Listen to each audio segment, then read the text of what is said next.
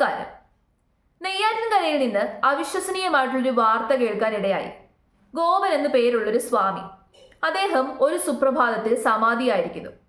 അപ്പൊ ഈ ഗോപൻ സ്വാമി ഒരു പൂജാരിയാണ്. അദ്ദേഹം തന്നെ പണിഞ്ഞ ശിവക്ഷേത്രത്തിലെ പൂജാരിയാണ് ഈ ഗോപൻ സ്വാമി. അദ്ദേഹത്തിന്റെ വീടിന്റെ അടുത്ത് ഒരുപാട് കഷ്ടപ്പെട്ട് ഈ ഗോപൻ സ്വാമി ഒരു ചുമട്ടുതൊഴിലാളിയാണത്രേ. അങ്ങനെ അതിനകത്തുനിന്ന് കിട്ടിയ വരുമാനം കൊണ്ടാണ് ഈ ഒരു ക്ഷേത്രം പണിയുന്നത്. അപ്പൊ ഇദ്ദേഹത്തെ നാട്ടുകാർക്കൊക്കെ അറിയാം.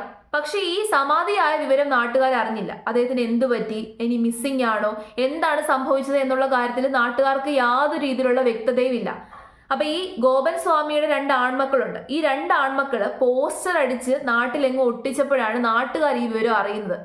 അപ്പൊ പെട്ടെന്ന് ഇങ്ങനെ ഒരു വിവരം കേട്ടപ്പോഴേക്കും നാട്ടുകാർക്ക് അത് വിശ്വസിക്കാൻ പറ്റിയില്ല. ദുരൂഹതയുണ്ട് എന്ന് മനസ്സിലാക്കിയ നാട്ടുകാര് പോലീസുകാരെയും മാധ്യമ പ്രവർത്തകരെയും വിവരം അറിയിച്ചു. വിവരമറിഞ്ഞ് മാധ്യമപ്രവർത്തകരും പോലീസുകാരും ഒക്കെ തന്നെ സ്ഥലത്തെത്തി. അങ്ങനെ സ്ഥലത്തെത്തിയപ്പോൾ മൂത്ത മകനോട് ചോദിച്ച സമയത്ത് മൂത്ത മകന്റെ പ്രതികരണം ഞാനൊന്ന് കേൾപ്പിച്ചു തരാം. അച്ഛൻ ക്ഷേത്രത്തിൽ എല്ലാം കഴിഞ്ഞതിന് ശേഷമാണ് അച്ഛൻ വന്ന് സമാധിയായത്. അച്ഛൻ അപ്പൊ പറഞ്ഞോ നിങ്ങളോട്? പറഞ്ഞു എന്താ പറഞ്ഞു? പോവുകയാണ് എന്ന് പറഞ്ഞു. എന്നിട്ട് പിന്നെ വീട്ടിൽ വന്ന് മരുന്ന് ഗുളിക അച്ഛന് BP ഷുഗർ ഉണ്ട്. BP ഗുളികയും കഴിച്ചു. ഇതിനെല്ലാം കഴിച്ച് പിന്നെ ഇൻസുലിനൊക്കെ വെച്ചതിന് ശേഷമാണ് അച്ഛൻ കഞ്ഞിയൊക്കെ കുടിച്ചു സമാധിയാവാൻ പോകുന്നതെന്ന് വന്നതിന് ശേഷമാണ് അവിടെ നിന്ന് വന്ന് അച്ഛൻ സമാധി ഇരുന്നത്. പുതുക്കോടിയൊക്കെ തട്ടി എല്ലാം ശിവമയം അത്ര തന്നെ എല്ലാം. പുതിയ അച്ഛൻ തന്നെ കൊടുത്ത് പത്മാസനത്തിലാണ് ഇരുന്നത്. കിഴക്കോട്ട് ദർശനമാണ് അച്ഛൻ. കിഴക്കോട്ടാണ് ഇരിക്കുന്നത്. ഇത് മയിലാടി നിന്നൊക്കെ അതിൻ്റെ കല്ലൊക്കെ അച്ഛൻ ഓർഡർ ചെയ്ത് നേരത്തെ വരുത്തിയിട്ടുണ്ടായിരുന്നു. ഇതൊക്കെ പീഠമൊക്കെ നേരത്തെ അച്ഛൻ കെട്ടിയിട്ടുണ്ടായിരുന്നു. എന്തെങ്കിലും ആരോഗ്യ പ്രശ്നങ്ങളുണ്ടായിരുന്നു? ഉണ്ടായിരുന്നു. അച്ഛന് ഈ ഷുഗറിൻ്റെ BP പ്രശ്നങ്ങളുണ്ടായിരുന്നു.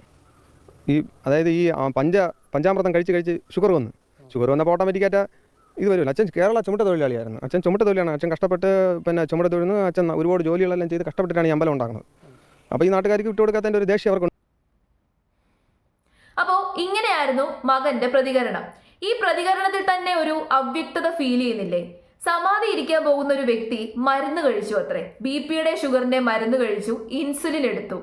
ചിലപ്പോൾ വെള്ളവും ഭക്ഷണവും ഒക്കെ കഴിക്കുമായിരിക്കാം. പക്ഷെ മരുന്ന് കഴിച്ചു എന്ന് പറയുന്നത് ഒട്ടും വിശ്വസിക്കാൻ പറ്റുന്നില്ല. അപ്പൊ ഈ സമാധി എന്താന്ന് ചോദിച്ചു കഴിഞ്ഞാൽ അതൊരു കർമ്മമാണെന്ന് വേണമെങ്കിൽ പറയാം. ഈ ഹിന്ദുയിസത്തിലും ജൈനിസത്തിലും ബുദ്ധിസത്തിലും ഒക്കെ അനുഷ്ഠിച്ചു വരുന്ന ഒരു കാര്യമാണ്. അത് അതിന്റെ ഒരു ഹയർ സ്റ്റേറ്റ് എന്ന് പറയുന്നത് നമ്മുടെ ശരീരത്തിൽ നിന്ന് നമ്മുടെ ആത്മാവിനെ വേർപെടുത്തുക. ഈ ലോകത്തെ ജീവിതം എല്ലാം മതിയായി, ഇനി നമുക്ക് വേറൊരു ലോകത്തേക്ക് പോകാം എന്നുള്ളൊരു കൈൻഡ് ഓഫ് തോട്ടാണ് ഈ സമാധിയിലൂടെ ഉദ്ദേശിക്കുന്നത്. ഈ സമാധി എന്ന് പറയുന്നത് ഒരു ഫോം ഓഫ് മെഡിറ്റേഷൻ ആണ്. അത് ഒരു സുപ്രഭാതത്തിൽ എല്ലാ ആൾക്കാർക്കും പോയി അനുഷ്ഠിക്കാൻ പറ്റുന്ന ഒരു കാര്യമൊന്നുമല്ല. നിരന്തരമായിട്ടുള്ള പ്രാക്ടീസിലൂടെയാണ് സ്വാമിമാര് ഇത് അച്ചീവ് ചെയ്യുന്നത്. നമ്മൾ ഈ മെഡിറ്റേറ്റ് ചെയ്യുന്നവർക്കറിയാം, നമ്മുടെ തോട്ട്സ് ഒക്കെ തന്നെ നിയന്ത്രിച്ച് യാതൊരു രീതിയിലുള്ള തോട്ട്സും ഇല്ലാതെ നമ്മുടെ പഞ്ചേന്ദ്രിയങ്ങളെയൊക്കെ തന്നെ ഒറ്റ ഒരു സ്ഥലത്തേക്ക് കേന്ദ്രീകരിച്ച് അങ്ങനെ ഒരു ഹയർ സ്റ്റേറ്റിലേക്ക് എത്തുകയാണ്. നമ്മുടെ മൈൻഡിന്റെ അല്ലെങ്കിൽ സ്പിരിച്വാലിറ്റിയുടെ ഒരു ഹയർ സ്റ്റേറ്റിലേക്ക് എത്തിയവർക്ക് മാത്രമേ ഇത് ചെയ്യാൻ പറ്റത്തുള്ളൂ. അതിനും അതിൻ്റെതായിട്ടുള്ള കുറെ പ്രൊസീജിയേഴ്സ് ഒക്കെ ഉണ്ടെന്നാണ് പറയുന്നത്. പക്ഷേ ഇവിടെ അങ്ങനെയൊന്നും ഉണ്ടായിട്ടില്ല. ഈ ഗോപൻ സ്വാമിക്ക് എങ്ങനെയാണ് സമാധി ഇരിക്കാൻ പറ്റുന്നത്? അദ്ദേഹം നിരന്തരമായിട്ട് മെഡിറ്റേഷൻ പ്രാക്ടീസ് ചെയ്യുന്ന ഒരു വ്യക്തിയായിരുന്നോ? ഇതിനകത്ത് ഒരുപാട് അവ്യക്തതകളുണ്ട്. അപ്പൊ ഈ ഒരു കാര്യത്തില് അദ്ദേഹത്തിന്റെ നാട്ടുകാരുടെ പ്രതികരണവും കൂടി നമുക്കൊന്ന് കേട്ടു നോക്കാം. ഗോപൻ സ്വാമിയുടെ സമാധിയുമായി ബന്ധപ്പെട്ട വിവാദങ്ങൾ, അതിലിപ്പോൾ പരാതി കൊടുത്തൊരു നാട്ടിൽ നമ്മളൊപ്പം ഉണ്ട്. ഇവരൊന്ന് ചൈതന്യം പോകുന്നത് ഞാൻ കണ്ടു എന്ന് മകൻ പറയുന്നു. നിങ്ങൾക്ക് എന്താണ് കാര്യം എന്നുള്ള ചോദ്യം വരുമ്പോൾ നിങ്ങൾ എന്തുവരോട് പറയും? സംശയമാണ്. അങ്ങനെ ചൈതന്യത്തിന്റെ പേരൊന്നുമല്ല. എങ്കിൽ എന്തെങ്കിലും ഉണ്ടെങ്കിൽ അയൽവക്കക്കാരോട് അറിയിക്കുക, അല്ലെങ്കിൽ എന്തെങ്കിലും പറഞ്ഞ് ഞാൻ അച്ഛനെ ചൈതന്യമായിട്ട് ഇങ്ങനെ കൊണ്ടിരുത്തണം എന്നുള്ള ആരുടെയെങ്കിലും പറഞ്ഞാലേ ഞങ്ങൾ അറിയുള്ളൂ. ഇത് പറയാതെ ഇതെല്ലാം അവർ സ്വന്തമായിട്ട് അച്ഛനും അമ്മയും 2 മക്കളും കൂടി ചെയ്തതിന് നമുക്ക് അംഗീകരിക്കാൻ നോക്കില്ല. അതാണ് പരാതി കൊടുത്തത്. പൊളിക്കണം. അത് പൊളിച്ച് എന്താണെന്ന്. ഇതാണ് നാട്ടുകാർ പറയുന്നത്. നാട്ടുകാർക്ക് മാത്രമല്ല, ബോധവും വിവരവുമുള്ള ആര് ഈ ഒരു വാർത്ത കേട്ട് കഴിഞ്ഞാലും അവർക്ക് ഇങ്ങനത്തെ സംശയങ്ങളൊക്കെ തോന്നും. സ്വാഭാവികമാണ്. ഈ മന്ദബുദ്ധികൾ വിശ്വസിക്കുമായിരിക്കും. യാതൊരു രീതിയിലുള്ള ബോധവും വിവരവും ഒന്നും ഇല്ലാത്തവര് ഈ പറയുന്ന കള്ളമൊക്കെ വിശ്വസിക്കുമായിരിക്കും. പക്ഷേ ഇത് വിശ്വസിക്കാൻ കുറച്ച് ബുദ്ധിമുട്ടുണ്ട്. ഒരുപാട് അസ്വാഭാവികതയുണ്ട്, വൈരുദ്ധ്യമുണ്ട്. ഇവിടെ തന്നെ 2 മക്കളുണ്ട്. 2 മക്കളിൽ 2 പേര് പറഞ്ഞ മൊഴിയും വൈരുദ്ധ്യമാണ്. അതുകൂടാതെ തന്നെ ഒരു ബന്ധുവിന്റെ മൊഴി എടുത്തു. ബന്ധു പറഞ്ഞതും വേറെയാണ്. ആദ്യത്തെ മകൻ പറയുന്നത്, ഇപ്പൊ മാധ്യമങ്ങളോട് പ്രതികരിച്ച ആ ഒരു മകൻ പറയുന്നത്, അച്ഛൻ ഇങ്ങനെ സമാധി ഇരിക്കാൻ പോവുകയാണെന്ന് പറഞ്ഞുകൊണ്ട് പോയിരുന്നു. അതിനുശേഷം 10 മണിക്കൂറിന് ശേഷം ബാക്കി ചടങ്ങുകളൊക്കെ ഇവർ ചെയ്തു. ഇങ്ങനെയാണ് ആദ്യത്തെ മകൻ പറയുന്നത്. ഇനി രണ്ടാമത്തെ മകൻ പറയുന്നത്, അച്ഛന് വയ്യാതെ അച്ഛന്റെ ജീവൻ പോയതിനു ശേഷം അച്ഛനെ കുളിപ്പിച്ചുകൊണ്ട് സമാധി സ്റ്റേറ്റിൽ കൊണ്ടിരുത്തിയതാണെന്ന്. ബന്ധു പറയുന്നത്, ബന്ധു കുറച്ചു ദിവസം മുമ്പ് കണ്ട സമയത്ത് ഇദ്ദേഹത്തിന് വയ്യാതെ കിടക്കുമായിരുന്നു. അദ്ദേഹത്തിന്റെ അസുഖം കാരണം അദ്ദേഹത്തിന് വയ്യാതെ കിടക്കുവാരെന്നാണ് ബന്ധു പറയുന്നത്. ഇതിൽ ഏത് വിശ്വസിക്കണം? ഇതിലൊരു തട്ടിപ്പ് നടക്കുന്നില്ലേ? എനിക്ക് അങ്ങനെയാണ് ഫീൽ ചെയ്യുന്നത്. എന്തായാലും അവരുടെ വീടിൻ്റെ അടുത്തൊരു ക്ഷേത്രമുണ്ട്, ഇവർ തന്നെ പണിഞ്ഞൊരു ക്ഷേത്രമാണ്, അതൊരു ശിവക്ഷേത്രമാണ്. അതിനകത്തുനിന്ന് ആൾക്കാർ വരുമ്പോൾ തന്നെ ഇവർക്ക് കുറച്ച് വരുമാനം കിട്ടും. ഇത് ഈ വിശ്വാസത്തെ മുതലെടുത്ത് ആൾക്കാരെ പറ്റിക്കാനുള്ളൊരു പരിപാടിയാണെന്നാണ് എനിക്ക് തോന്നുന്നത്. ഒരുപാട് കാര്യങ്ങളുണ്ട്. ഇപ്പോൾ ഒരു സ്വാമി സമാധി ഇരുന്നു എന്ന് പറയുമ്പോൾ തന്നെ അതെന്തോ വലിയ കാര്യമാണ്. കാരണം എല്ലാവർക്കും അച്ചീവ് ചെയ്യാൻ പറ്റുന്നൊരു കാര്യമല്ല. ഇപ്പൊ സ്വാമി വിവേകാനന്ദൻ സമാധിയിൽ ഇരുന്നു എന്നതിന് ഒരു എക്സാമ്പിളാണ് സ്വാമി വിവേകാനന്ദൻ, നമ്മുടെ ശ്രീബുദ്ധൻ, അതുകൂടാതെ തന്നെ ശ്രീനാരായണ ഗുരുവും അങ്ങനെയാണ് അദ്ദേഹത്തിന്റെ ജീവൻ നഷ്ടപ്പെട്ടതെന്നാണ് പറയുന്നത്. അപ്പൊ ഈ വ്യക്തികളൊക്കെ തന്നെ വലിയ മഹനീയമായിട്ടുള്ള വ്യക്തികളാണ്, അവരൊക്കെ ദൈവികരാണെന്ന് നമ്മൾ വിശ്വസിക്കുന്നു.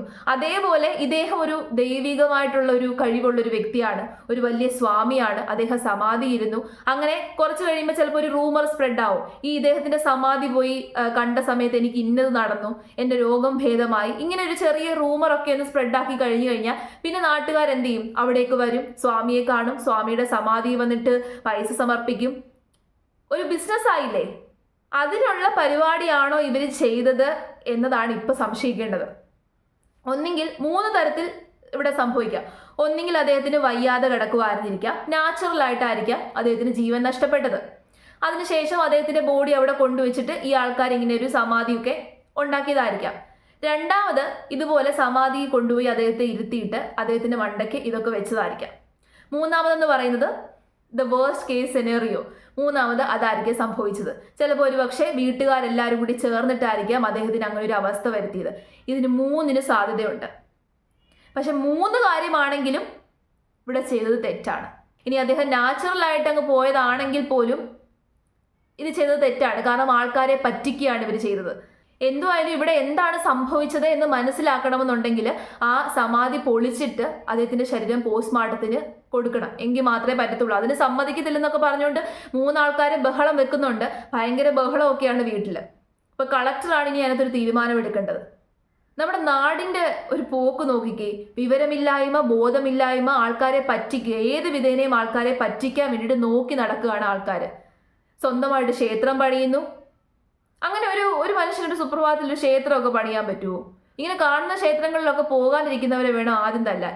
നമുക്കൊരു വിശ്വാസം ഉണ്ടായിരിക്കാം, നമ്മളൊരു ദൈവത്തെ പ്രാർത്ഥിക്കുന്നുണ്ടായിരിക്കാം. പക്ഷെ എന്ന് വെച്ചിട്ട് ഈ അന്ധവിശ്വാസങ്ങളിൽ അടിമപ്പെടാതെ ഇരിക്കുക. ഇത്തരത്തിലുള്ള ഒരുപാട് ആൾക്കാരുണ്ട് ചൂഷണം ചെയ്യാനിരിക്കുന്നത്. ഇതിനിപ്പോൾ അനുവദിച്ചു കൊടുത്തു കഴിഞ്ഞാൽ നാളെ ഇതുപോലുള്ള പല സംഭവങ്ങളും ആവർത്തിക്കും.